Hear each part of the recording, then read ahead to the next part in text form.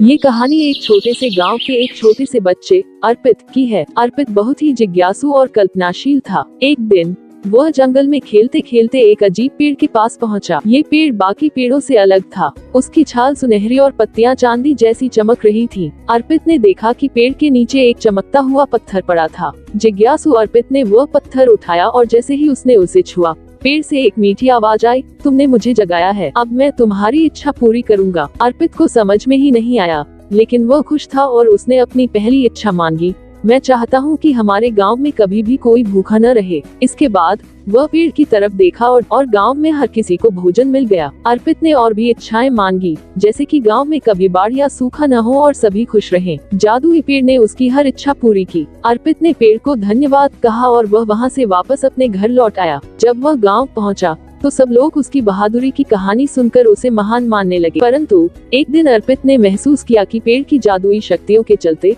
लोग अब अपनी समस्याओं का समाधान खुद करने की कोशिश नहीं कर रहे थे। उन्हें अब किसी भी तरह की मदद नहीं चाहिए थी।